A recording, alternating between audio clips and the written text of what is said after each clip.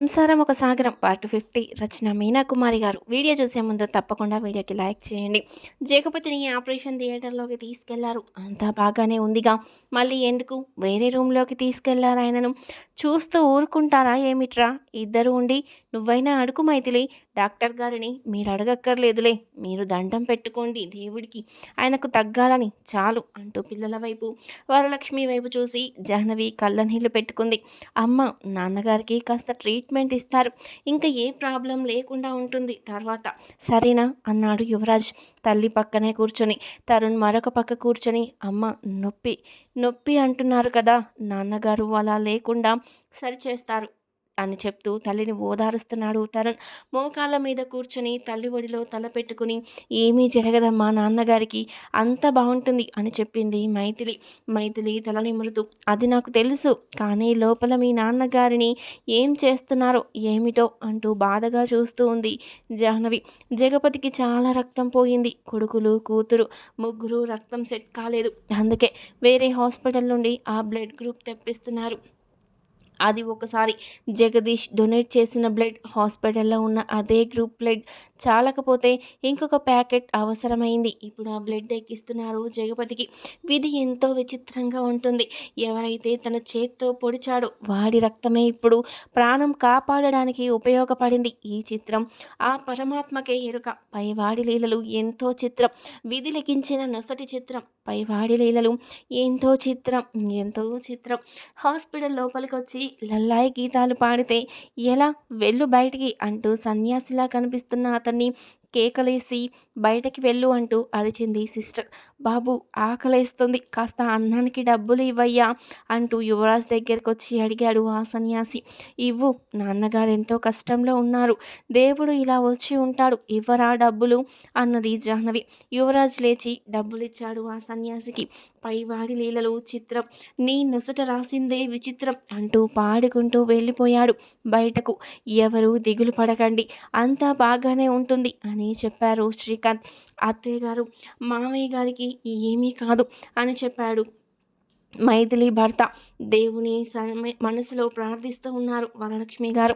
ఎంతో కష్టపడి ఇన్నాళ్ళుగా పూజిస్తున్నాను, ఇప్పుడు ఇలా జరిగింది తమ్ముడికి, ఏమీ జరగకూడదు స్వామి అంటూ ప్రార్థిస్తున్నారు వరలక్ష్మి. సావిత్రి గారు, అనితను ఫోన్ చేయమన్నారు. తండ్రికి ఫోన్ చేసింది అనిత. దగ్గరలోకి వెళ్తున్నామమ్మా, ఇంకా టైం పడుతుంది, ఒక గంట అని చెప్పారు శేషగిరి. చాలా కష్టంగా కత్తిపోట్లు పడ్డ చోట సన్నటి నరాలను సరిచేయడంలో చాలా కష్టపడ్డారు డాక్టర్లు. డాక్టర్ గారు వచ్చి అవుట్ ఆఫ్ ద డేంజర్, అంతా బాగానే ఉంటుంది, సమయానికి ఆయన గ్రూప్ బ్లడ్ ఇంకో ప్యాకెట్ కావాల్సి వచ్చింది, దానివల్ల కాస్త ఆలస్యమైంది అంటూ చెప్పి వెళ్ళిపోయారు డాక్టర్ గారు. ఒక 2 గంటలు ఐసీయూలో పెట్టారు జగపతిని. శేషగిరి, ఆదిత్య వచ్చారు. ఎలా ఉంది బాబాయ్కి అంటూ పలకరించాడు ఆదిత్య. శేషగిరిని చూడగానే చిన్నపిల్లలా ఏడ్చింది జాహ్నవి. అనుకోకుండా ఇలా అయ్యింది బావగారు, అక్క ఏది అని అడుగుతూ చెప్పింది. ఏం కాదమ్మా, అంతా సర్దుకుంటుంది, అక్క వస్తుంది అని చెప్పారు శేషగిరి. వరలక్ష్మి గారు కాస్త ఊరటపడి అన్న దగ్గర కూర్చొని అన్ని విషయాలు చెప్పుకొచ్చారు. అందరూ కూర్చొని వారికి ఇచ్చిన రూమ్లో మాట్లాడుకుంటూ ఉన్నారు. యువరాజ్, ఆదిత్య వెళ్ళి అందరికీ టిఫిన్లు కాఫీలు తీసుకొచ్చారు. నాకు అస్సలు ఆకలి వేయడం లేదు అన్నది జాహ్నవి. కానీ ఏదో ఒకటి తినాలి కదా అమ్మా అన్నది మైథిలి. ఒకరినొకరు పలకరించుకొని ఒకరి క్షేమ సమాచారాలు మరొకరు తెలుసుకొని కూర్చొనున్నారు బాధగా. కొద్దిగా టిఫిన్ చేసి కాఫీలు తాగారు. జాహ్నవి మాత్రం ఏమీ ముట్టుకోలేదు.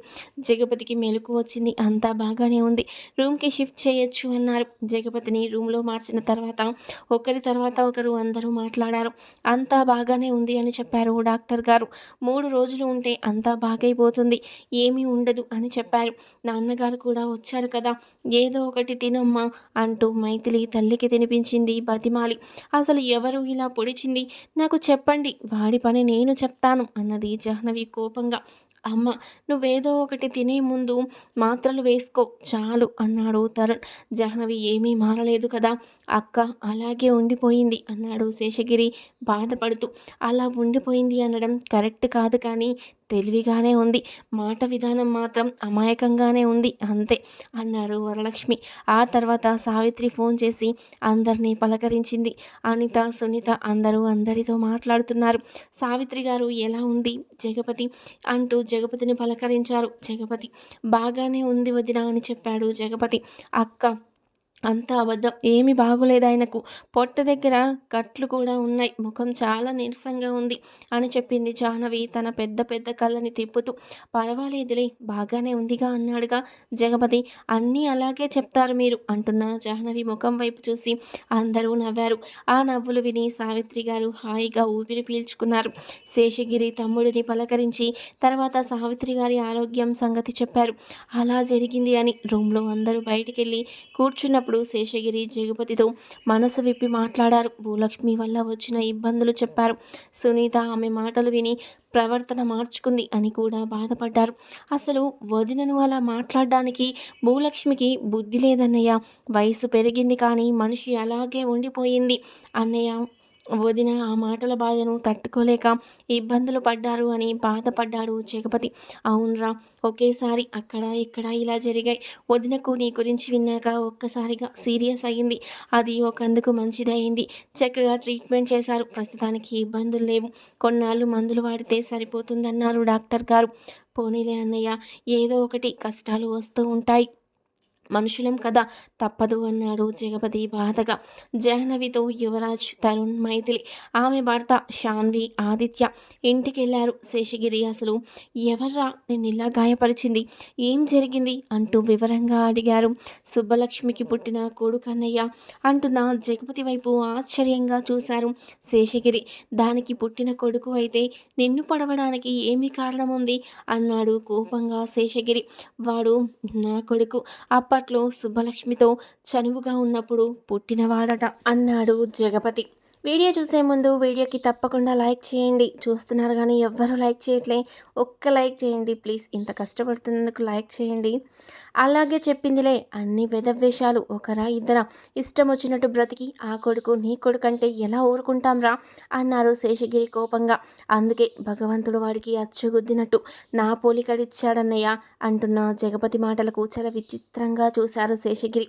అదేమిట్రా అంటూ ఆశ్చర్యంగా తనకు తెలిసిన విషయాలు మొత్తం చెప్పాడు జగపతి. అయితే నిన్ను పొడవడానికి కారణం తెలుసా అన్నారు శేషగిరి. ఏముందన్నయ్య, పెంపకం. సుబ్బలక్ష్మి సుందరంతో ఉంటుంది. వారిద్దరికీ మనం అంటే గిట్టదు. వారు చెప్పిన మాటలు విని అలా చేసి ఉండవచ్చు అని చెబుతూ అసలు ముందు యువరాజ్కి జరిగిన సమస్య గురించి చెప్పాడు జగపతి. గొడవ అక్కడి నుండి ప్రారంభమైందన్నయ్య అంటూ ఎవరు అని తెలుసుకోవడానికి ఇంటికి వెళితే నేను సుందరంతో ఉంటుంది సుబ్బలక్ష్మి అని తెలిసింది. అప్పుడే నా ఫోటో అక్కడ ఎందుకుంది, వయసులోది అనుకున్నాను. కానీ అది సుబ్బలక్ష్మికి పుట్టిన కొడుకుది అని తెలుసుకోలేకపోయాను. ఈలోపు వాళ్ళిద్దరూ జాహ్నవి దగ్గరకు వెళ్ళి చెప్పరాని మాటలు చెప్పడంతో జాహ్నవి అంటూ జరిగిన సంగతులు చెప్పాడు జగపతి. ఇన్ని విషయాలు జరుగుతున్నాయా, ఇదంతా ఏమిట్రా, ఎంత విచిత్రం. వయసులో ఒకవేళ తెలిసి తెలియక తప్పు చేసినా కొందరికి అది జీవితకాలం వెంటాడుతుంది అంటారు. ఇప్పుడు నీకు జరుగుతుంది అన్నారు శేషగిరి బాధగా తల పట్టుకొని. అది నిజమే అన్నయ్య, కానీ ఆ జగదీష్ మనసు బాగా మార్చేశారు.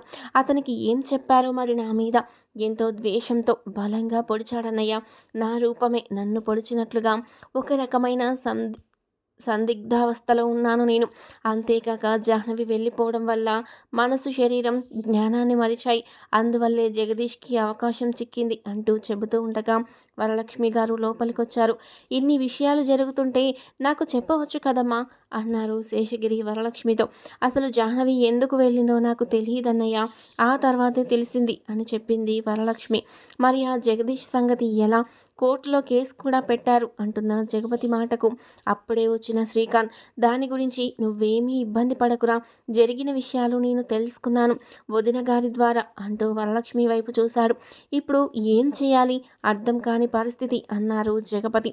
వాడు నీకు పుట్టినవాడు అని తెలియక పొరపాటున కేసు పెట్టాల్సి వచ్చింది. అదే కోర్టుకి రాక తప్పదు, వెళ్ళి సాక్ష్యాలు చెప్పక తప్పదు. ఏదైనా శిక్ష వేయించాలన్నా కూడా మనం ముందు జగదీష్ గురించి తెలుసుకొని తీరాలి అన్నారు శ్రీకాంత్. అంత అర్థం కాని అయోమయం పరిస్థితిగా ఉంది అన్నయ్య అన్నాడు జగపతి బాధపడుతూ. ఇంతలో జగపతికి ఫోన్ వచ్చింది. జగదీష్ని పట్టుకున్నాము. ఇక కేసు విషయం మీరు ఆలోచించుకోవాలి. మీకు తగ్గ లాయర్ వేణుమాధవ్ గారు వాదిస్తే మంచిదేమో అనుకుంటున్నాను. సంఘంలో పేరున్న పెద్ద మనిషి అయ్యేసరికి మీ మీద అభియోగం వచ్చేసరికి కేసు చురుగ్గానే నడుస్తుంది అన్నారు జగపతి ఫ్రెండ్ ఇన్స్పెక్టర్ హరినాథ్.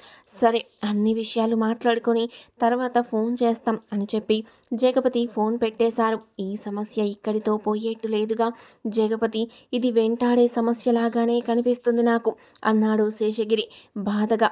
అదే నాకు అర్థం కావడం లేదు. మనం చెప్పే మాట వినే స్టేజ్లో జగదీష్ అస్సలే లేడు.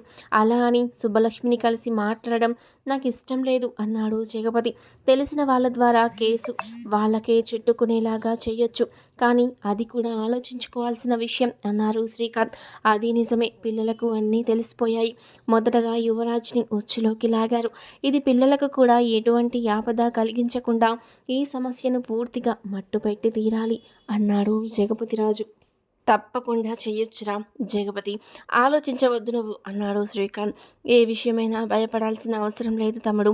అన్నిటికీ ఆ భగవంతుడు ఎప్పుడూ తీర్పు రాసే ఉంచుతాడు.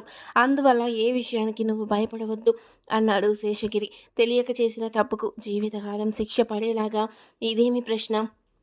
ఇప్పుడు జగదీష్ ద్వారా వచ్చే సమస్యలను, కుటుంబానికి జీవితకాలం బాధల నుండి ఎలా తప్పించుకోవాలి అర్థం కావడం లేదు కదూ అన్నాడు శ్రీకాంత్ బాధగా. నా కుటుంబం మీదకి ఎవరు వచ్చినా నేను సహించేదే లేదు. మన దగ్గర కావలసిన మనుషులున్నారు అన్నాడు జగపతి. అటువంటి ఆలోచన కరెక్ట్ కాదురా జగపతి, దానివల్ల విరోధాలు పెరుగుతాయి తమ్ముడు అన్నాడు శేషగిరి. అన్నయ్య చెప్పేది నిజమేరా అన్నది వరలక్ష్మి. పిల్లల ముందు దోషిగా నిలబడవలసిన పరిస్థితి వచ్చింది. అదే బాధగా ఉంది నాకు అన్నాడు జగపతి బాధగా. తప్పేదేముంది లేరా, చిన్నప్పుడు పుట్టి పెరిగిన వాతావరణం ద్వారా వచ్చే ఆపదలు పిల్లలకు తెలియాలి. తప్పేముంది? చిన్నవాళ్ళు కాదుగా, అర్థం చేసుకునే వయసు వచ్చింది. దాని గురించి నువ్వేమీ ఆలోచించవద్దు, ఆరోగ్యం పాడు చేసుకోవద్దు అన్నాడు శ్రీకాంత్. శేషగిరి, శ్రీకాంత్, జగపతి, వరలక్ష్మి గారు అందరూ ఆలోచనలో పడ్డారు. జగపతి శేషగిరిని త్వరగా వెళ్ళమని చెప్పాడు. వదిన సావిత్రి గారికి ఆరోగ్యం బాగోలేదు అని ఆదిత్య ఆరోగ్యం గురించి వివరంగా మాట్లాడాడు బాబాయ్తో. శ్రీకాంత్ తన కొడుకు కోడలితో కాసేపు జగపతితో గడిపి అందరూ కలిసి ఎవరి ఊర్లకు వారు బయలుదేరారు. జగపతి దగ్గర ఆయన కొడుకులు ఇద్దరూ ఉంటున్నారు.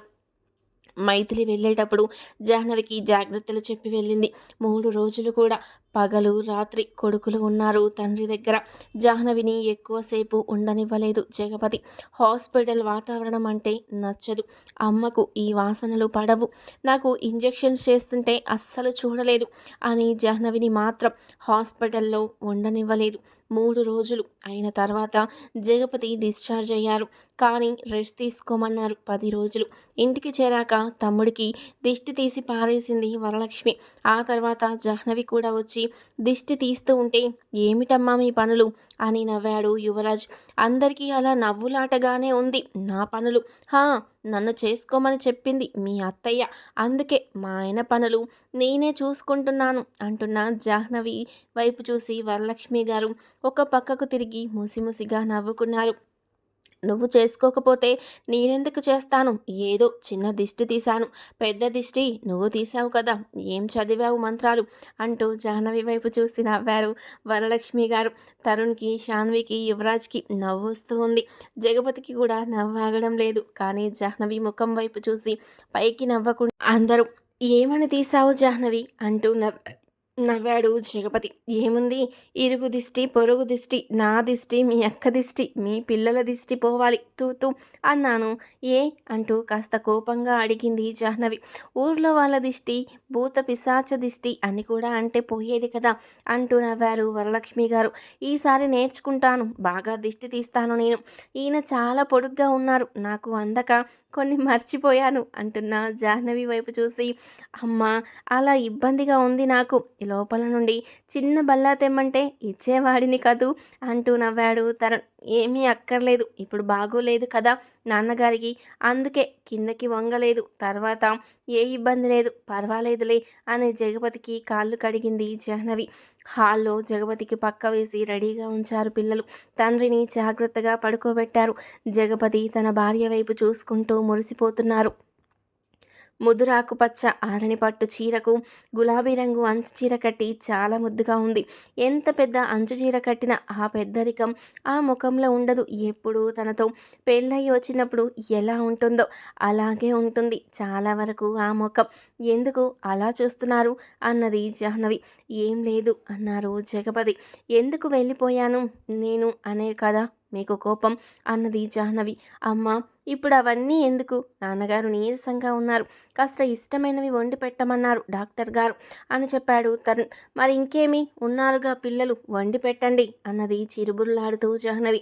యువరాజ్ వంటింట్లోకి వెళ్ళి కాఫీ కలిపి తీసుకొచ్చాడు తండ్రికి. అబ్బో, నీకెలా వచ్చిందిరా కాఫీ కలపడం అంటూ నవ్వింది జాహ్నవి. వరలక్ష్మి ముచ్చటగా చూస్తూ ఉంది. ఆమె కూతుళ్ళు ఫోన్ చేసి వాళ్ళ మామయ్యకు ఎలా ఉందో అడిగారు. ఇద్దరు కూడా జగపతితో జాహ్నవితో అందరితో మాట్లాడి ఫోన్ పెట్టేశారు. వాళ్ళు చాలా హ్యాపీగా ఉన్నారు. అదే చాలు అనుకున్నారు అందరూ. నువ్వు కలిపిన కాఫీ నాకు తాగాలని ఉందిరా, నాకివ్వలేదే అన్నది జాహ్నవి యువరాజు వైపు చూస్తూ. తెస్తున్నా మమ్మీ అంటూ లోపలికెళ్ళాడు యువరాజ్. శాన్వి మాట్లాడుతూ వంట చేస్తానంటీ, చాలా బాగా చేస్తా నేను కూడా అని చెప్పింది. ఏవేవో ఇంగ్లీష్ పేర్లు చెప్తుంటే అవన్నీ మా మమ్మీ డాడీ తినరులే అని నవ్వాడు తరుణ్. వరలక్ష్మి గారు తమ్ముడింటికి వచ్చాడని సంతోషంతో భగవంతుడి నామజపం చేయడానికి లోపలికి వెళ్ళిపోయారు. తరుణ్ తండ్రికి అక్కడక్కడ గాయాలుంటాయి, వాటన్నిటినీ కూడా శుభ్రం చేసి ఆయింట్మెంట్ రాశాడు. మరి ఆ కట్లు తీసి రాయవా అన్నది జాహ్నవి. అవి మనం కదపకూడదు మమ్మీ, డాక్టర్ గారు కుట్లు ఊడదీశాక అప్పుడే చూడాలి, వాటిని తీయకూడదు అని చెప్పారు యువరాజ్. మమ్మీ నేను ఊరు వెళ్తాను, మరి నాతో వచ్చేస్తావా అన్నాడు తరుణ్ నవ్వుతూ. జాహ్నవి శాన్విని పిలిచి అక్కడ ఆ అట్లకాడ తీసుకురావా అని చెప్పారు. ఎందుకు అని అందరూ వింతగా చూస్తున్నారు. ఆ అట్లకాడ తీసుకొని తరుణ్ని తన్నబోయింది జాహ్నవి. మమ్మీ ఏంటిలా అయిపోయారు, మీరు ఉన్నట్టుండి సూర్యకాంతంగా మారిపోయారు, ఎప్పుడూ ఒక దెబ్బ కూడా వేయలేదు కదా అంటూ నవ్వుతూ ఉన్నాడు తరుణ్. అందుకేరా నువ్వు ఇలా తయారయ్యావు అంటూ తరుణ్ చేయి పట్టుకొని కొట్టబోయింది ముద్దుగా జాహ్నవి. యువరాజ్ నవ్వుతూ అట్లకాడ తీసుకున్నాడు. మమ్మీ ఇది కొద్దిగా వేడి పెట్టి తీసుకురమ్మంటావా, వాత పెడతారా తమ్ముడికి అంటూ అడిగాడు యువరాజ్ నవ్వుతూ.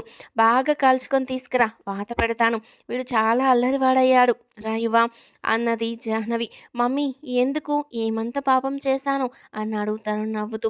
నాన్నగారికి ఇలా ఉంటే నేను నీతో ఊరెలా వస్తాను, పైగా నువ్వెలా వెళ్తావు నాన్నకు తగ్గకుండా అన్నది కోపంగా జాహ్నవి. మమ్మీ పరీక్షలున్నాయి నాకు అన్నాడు తరుణ్ భయం నటిస్తూ. నువ్వు చదవాల్సిన అవసరం ఏమీ లేదు, నాన్నకన్నా ఎక్కువ కాదు, మానేయండి. యువరాజ్ నువ్వు కూడా ఉద్యోగం మానేసి నాన్నకు తగ్గాక వెళ్ళండి ఇద్దరు అన్నది జాహ్నవి కోపంగా. సరిపోయింది మమ్మీ, ఏమిటి మీరు ఇలా తయారయ్యారు అంటూ నవ్వేశాడు తరుణ్. శాన్వి జాహ్నవి వైపు చూస్తూ ఎప్పటికప్పుడు నాకు పిచ్చి పిచ్చగా నచ్చేస్తున్నారంటీ, మీరు బ్యూటీ ఆంటీ, మీరు పరీక్షలున్నాయి మా ఇద్దరికి అన్నది శాన్వి నవ్వుతూ. నువ్వు మా తరుణ్ని పెళ్లి చేసుకుంటానన్నావుగా, నీకు బాధ్యత లేదా, ఆయనకు బాగోలేనప్పుడు మీరెవరూ వెళ్ళడానికి వీల్లేదు అని ఖచ్చితంగా చెప్పేసింది జాహ్నవి. జగపతి నవ్వుతూ చూస్తున్నాడు భార్య వైపు. ఏంటి ఇలా మాట్లాడుతున్నావు కొత్తగా అంటూ. లేకపోతే మీకు బాగోకపోతే వాడికి ఉద్యోగం, వీరికి పరీక్షలు ముఖ్యమా, అందరికన్నా మీరే ముఖ్యం మాకు, అది తెలుసుకోవాలి ముందు పిల్లలు, తల్లిదండ్రుల కన్నా ఏది ముఖ్యం కాదు అంట అన్నది జాహ్నవి. ఎవరు చెప్పారు నీకు అంటూ నవ్వాడు జగపతి. అవును నేను విన్నాను నిన్న టీవీలో, ఆ స్వామీజీ చాలా పెద్ద వయసు, అందరూ చాలా మెచ్చుకుంటారు ఆయన్ను, చాలా బాగా మాట్లాడతారు అని పిన్ని కూడా చెప్పింది. ఆయన చెప్పారు ముందు తల్లిదండ్రులే, ఆ తర్వాతే ఎవరినైనా చూడాలట, అది పిల్లల బాధ్యత, అందుకే వీళ్ళిద్దరూ మిమ్మల్ని నన్ను జాగ్రత్తగా చూడాలి అన్నది జాహ్నవి. జాహ్నవి చెప్పిన విధానానికి అందరికీ నవ్వొచ్చింది. అమ్మ టీవీలో ఇంకో స్వామీజీ వస్తారు, బక్కగా ఉంటారు, పెద్దల స్వార్థం కోసం పిల్లలను బలి చేయకండి అంటూ చెబుతారాయన అంటూ అల్లరిగా చెప్పాడు తరుణ్. అటువంటి మాటలే విను, మంచి మాటలు వినరా, చెడ్డ మాటలు వింటే చెడిపోతావు అంటూ తరుణ్ చెవి పట్టుకుంది జాహ్నవి. చప్పట్లు కొడుతూ నవ్వింది శాన్వి. పెద్దవాడు కాఫీ చాలా బాగా పెట్టాడంటూ యువరాజ్ వైపు చూసింది, నవ్వింది జాహ్నవి. మా మమ్మీకి నేనంటే చాలా ప్రాణం అంటూ యువరాజ్ తల్లి దగ్గర కూర్చొని గారాలు పోయాడు. అవును నా మీద ప్రేమ ఎక్కువ కాబట్టి మమ్మీ నాకు నా రంగు ఇచ్చింది అంటూ తరుణ్ గోల చేశాడు. తల్లి దగ్గర వేరే వైపు కూర్చొని ఇద్దరు కొడుకుల మధ్యన ముద్దుగా నవ్వుతున్న భార్య వైపు చూసి మురిసిపోయాడు జగపతి. శాన్వి మాట్లాడుతూ మీరెవరూ కాదు, నేనంటే ఇష్టమయ్యేలా చేసుకుంటాను, ఎంతైనా నేను తెలివిగల ఆడదాన్ని కదా అని అంటూ నవ్వుతూ జాహ్నవికి ముద్దు పెట్టింది శాన్వి. అవును, నీకు శాన్వి ఉంది, మరి యువరాజ్కి ఎవరు లేరు కదా అన్నది జాహ్నవి. చిన్నవాడు తెలివి గలవాడండి, వాడు వాడికన్నా మంచి అమ్మాయిని సెలెక్ట్ చేసుకున్నాడు, కానీ యువరాజ్కి పెద్ద తెలివి లేదు, అదే నాలాగా, అందుకే ఇలా ఉన్నాడు పాపం అంటూ జాలిపడింది జాహ్నవి. అబ్బా, మీలా ప్రోత్సహించే తల్లిదండ్రులుంటే మాలాంటి పిల్లలు ప్రేమలు ఎప్పుడు విజయం సాధిస్తామని అంటూ, ఏమీ అనుకోకండి అంకుల్, మీ ఆవిడను మళ్ళీ ముద్దు పెట్టుకుంటున్నాను అంటూ జాహ్నవికి మళ్ళీ ముద్దు పెట్టింది శాన్వి. ఈసారి యువరాజ్, తరుణ్, జాహ్నవి, జగపతి అందరూ నవ్వేశారు. తర్వాత ఏం జరిగిందో నెక్స్ట్ పార్ట్లో తెలుసుకుందాం. వీడియో నచ్చితే లైక్ చేసి సబ్స్క్రైబ్ చేసుకోండి please. Thank you for watching.